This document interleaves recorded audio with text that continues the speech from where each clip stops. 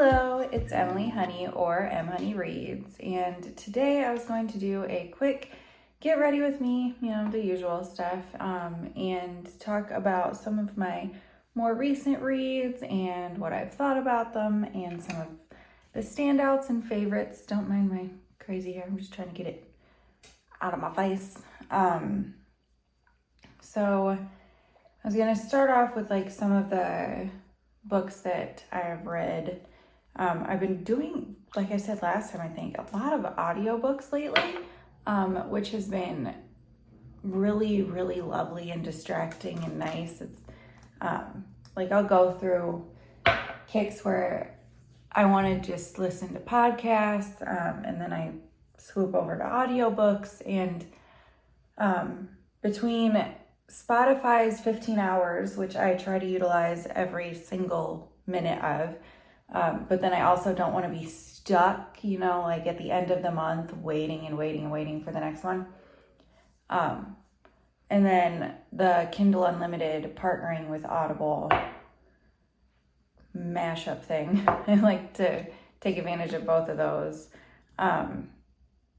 So one of the audiobooks that I got into recently is When She Returned, and this is Lucinda Berry, and I believe I talked a little bit about it on my last video, and I really, really liked that one. I like Lucinda Berry a lot. I have noticed I've been enjoying her books and the twists at the end and just how kind of messy they are.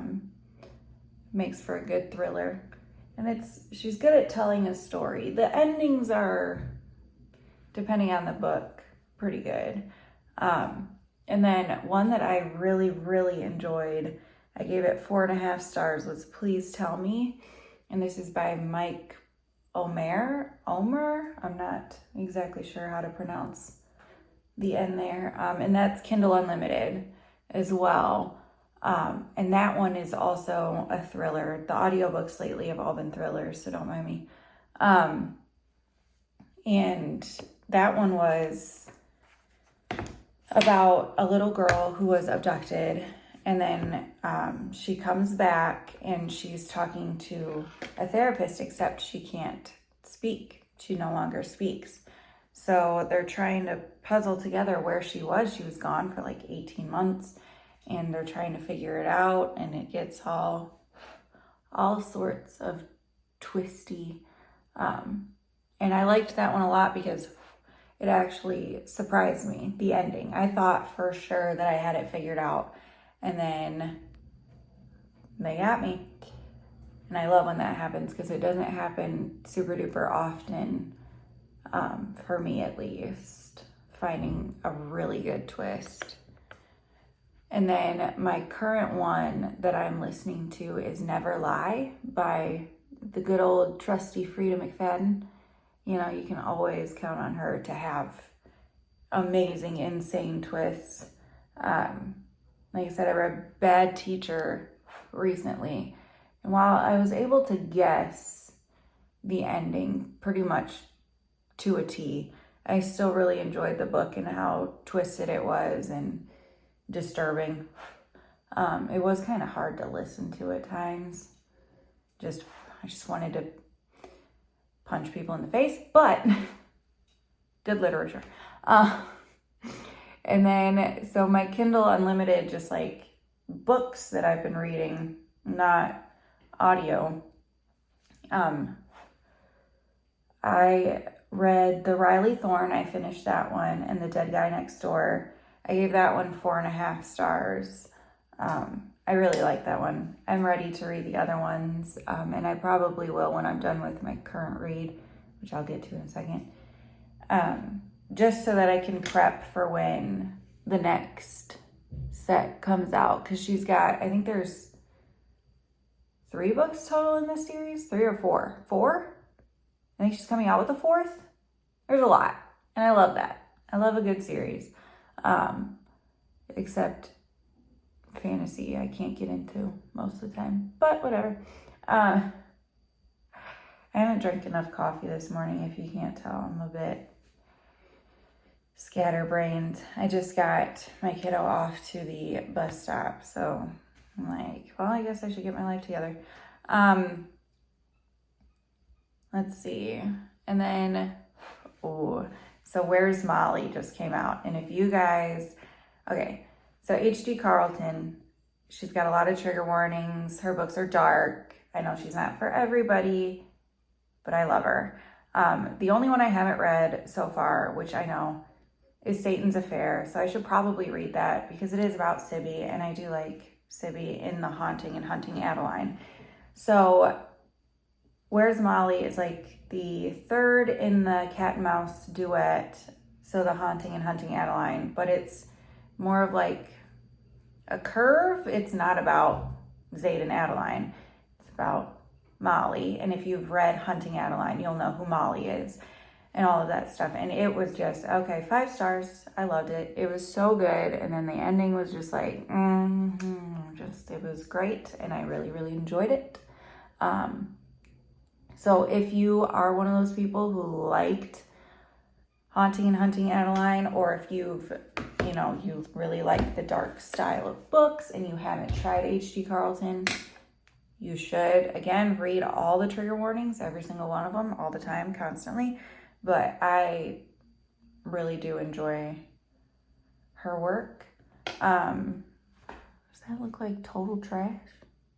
Because I feel like it does. I feel like that ain't right. I feel like it looks like a 5-year-old got a hold of their mom's makeup. We'll just blend and pretend it's good. And confidence is key. Okay, so I finished that one. I finished that one super fast. It's a shorter book too, because I know like the other books are thick, like Haunting and Hunting Adeline. But this one was only like 200 pages, it said on Kindle. And it's on Kindle Unlimited. Oh my God. I'm gonna scrap. We're gonna start over. This is so much darker than I thought. We're just gonna do a boop boop, boop boop boop, and pretend none of that happened.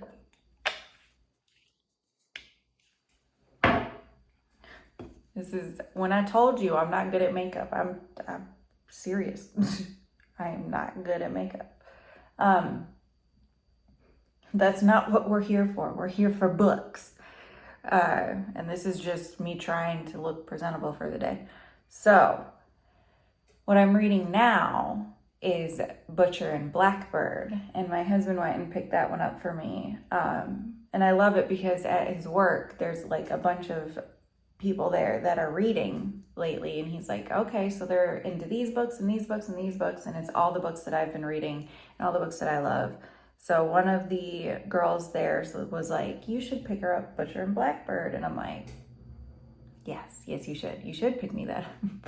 So he went and he got that for me, and didn't really surprise me with it, but it was a surprise that he was getting it when he called me and was like, hey, I'm gonna get it. So good enough. And is that better? Ish. We're getting there. It's salvageable. And I'm like 60 pages in, and I guess the girl at work is talking to him about it because he's like, well, did you get to this part yet? And I'm like, whew. Yeah, don't ruin books for people. Live it. I get so mad. I had to like hush him so fast. Like, you can talk to me about it when I'm done. Like, I don't want to hear anything about it until I finished it. Like, I'm that person that doesn't even read the back or the blurb or like the little, this is what the book's about. I like to be as surprised as possible.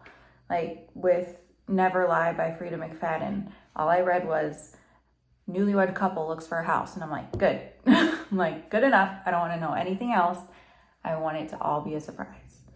I don't know why. That's just how I've always done it, because I'm one of those people, and I've said it a million times, and I'll say it a million more, that DNFing a book, not finishing a book, does not bother me in the slightest. I mean, it's like I've gotten 70% through a book before, and then it started to get cringy, and I just scrapped it, because why would I waste my time on something that I don't want to read? Like, I read those pages, cool. It's not a waste of time to have read those pages before. Did I enjoy them at the time? Sure, I enjoyed them enough to keep going. That's good enough. Like, just because I didn't finish it completely, it's whatever. I mean, it's a book. This isn't school. This isn't, I'm not doing this for an assignment. I'm doing this for me and for fun and because I love it. So why would I ever force myself to read a book? If you're forcing yourself to read a book, that book ain't for you. It's that simple. Okay. Yeah, well, that's as good as it's gonna get today. Yeah, there we go. Don't mind the poofs. It turned out, it's not bad. All right, it was salvageable. Look at that. Look at me go. Crushed it. So yeah, those are the books and a little bit of the crazy life situation. So yeah, if you've read any of those, let me know what you thought. If you have read the Where's Molly, talk to me about it. Leave comments. The old Twitter. Follow me, whatever. Send me messages, do that stuff. Tell me you saw me on here and want to talk to me about stuff.